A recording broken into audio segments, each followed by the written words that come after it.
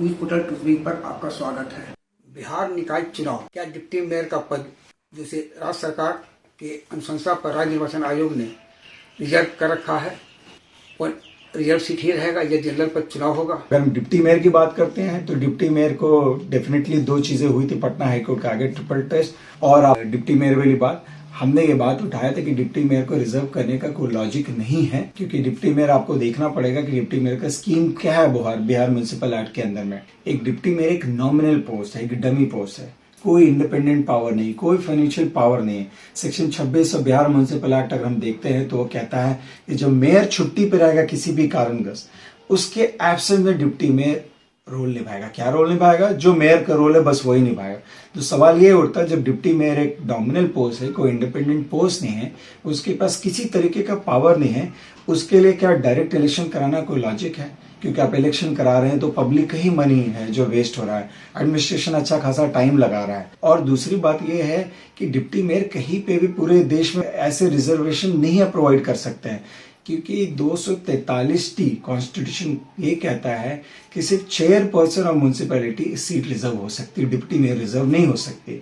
तो हमने ये सवाल उठाया था, ये अनकॉन्स्टिट्यूशनल है डिप्टी मेयर को रिजर्व करना। ऑलरेडी हम इसके खिलाफ सुप्रीम कोर्ट जा चुके हैं और अनुमान है कि नवंबर के पहले हफ्ते में डिप्टी मेयर पर भी सुनवाई हो जाएगी और हम ये सारी बातें वापस उठाएंगे। यदि डिप्टी मेयर का चुनाव, जैसा कि आप बता रहे हैं, कि सुप्रीम कोर्ट में जाएगा, यदि कोई आदेश आता है या संभावना है, तो वैसी स्थिति में डिप्टी मेयर का फिर चुनाव होगा कैसे?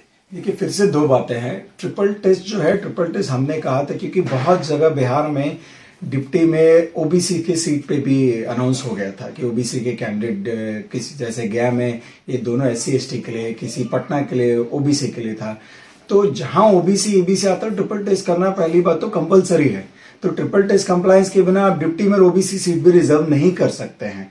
दूसरी बात, अगर सुप्रीम कोर्ट में कल तो कुछ भी ऐसा डिसीजन आता है कि अब डिप्टी मेयर का अनकॉन्स्टिट्यूशनल है या स्टे होता है कि अब डिप्टी मेयर को बिना रिजर्व करके इलेक्शन कराएं, तो इसका इम्पैक्ट पूरे बिहार में फिर से पड़ेगा।